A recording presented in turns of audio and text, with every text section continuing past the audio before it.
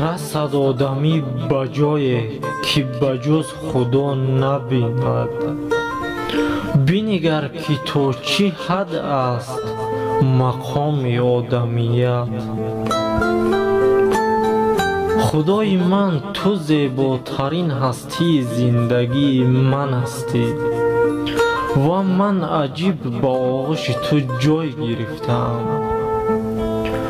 ما را از آغوش امن خود جدا مکن. هیچ دعای بالاتر از این نیست که تو ما را از خودت دور نکنی.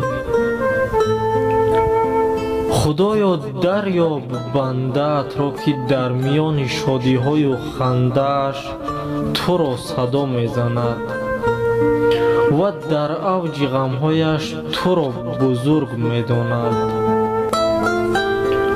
خدایا آرامش بده به دل‌هایی که چشم امیدشان به لطف و رحمت توست. میدانم که دعایم را بی پاسخ نخواهی گذاشت، پس پیش برای آن چی که میدهی و نمیدهی از تو سپاسگزارم. خدایا آن گونه زنده ام بدار که نشکند دل از زنده بودنم و آن گونه بمیرانم که کسی به وجه نآید از مردنم. خداوندا تو را ستایش میکنم. خداوندا تو را ستایش میکنم، زیرا وقتی که در مشکلات و تنگ دستی بودم و تو را طلبیدم، فریاد برآوردم و از تو کمک خواستم. تو به دادم رسیدی.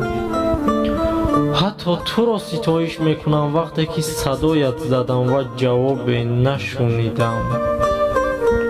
فریاد زدم و از تو کمک ندیدم.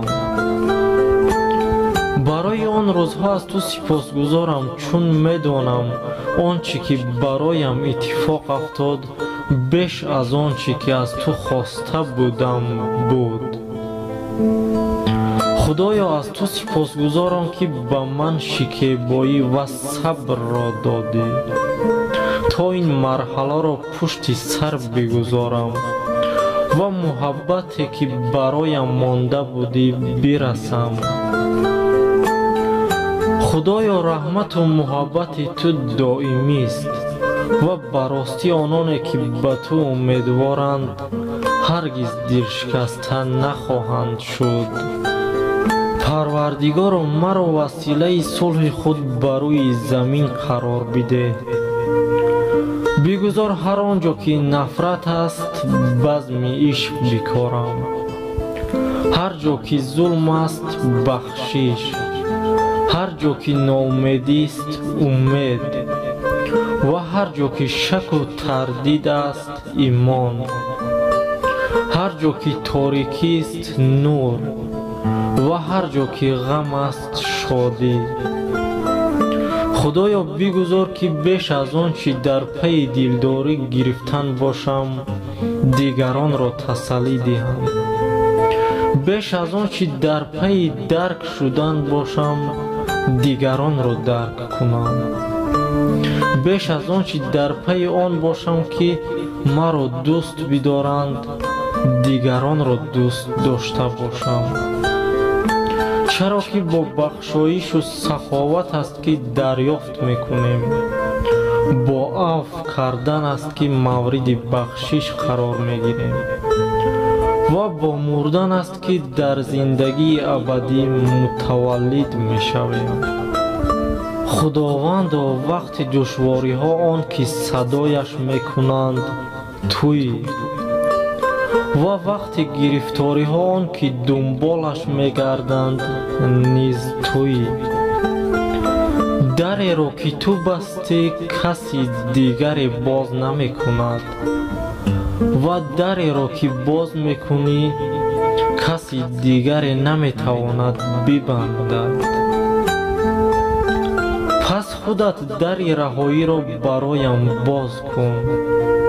با تواناییت این هیبت غم را در من بشکن و ва коре кун ки ба ин сахтӣ ва ба ин ранҷе ки дорам ки онро ба ту шикоят мекунам зебо нигоҳ кунам ки бидуни шак ҳар чи аз сӯи ту бошад зебост. худоё ҳамеша дуо мекунам чашмоне дошта бошам ки беҳтаринҳоро дар одамҳо бубинад, қалбе ки хатокортаринҳоро бубахшад, зеҳне ки бадиҳоро фаромӯш кунад ва рӯҳе ки ҳеҷ гоҳ имонашро бо ту аз даст надиҳад. худоё ҳар гиреҳ ки ба дасти ту боз шуд ман ба фурсат нисбат додам ва ҳар гиреҳ ба дастам кур шуд гунаҳгор туро донистам. кӯмакам кун то бифаҳмам ки ту канори ман ва рӯбарӯи ман ҳастӣ. худоё ҳикмат қисмат бимонад барои онон ки даркаш мекунанд, барои ман фақат мӯъҷиза кун. худоё ҳеҷ шабоҳате ба юсуф надорам, на зебоям, на барои касе азизам, фақат дар чоҳ афтодаам корвоне бифирист.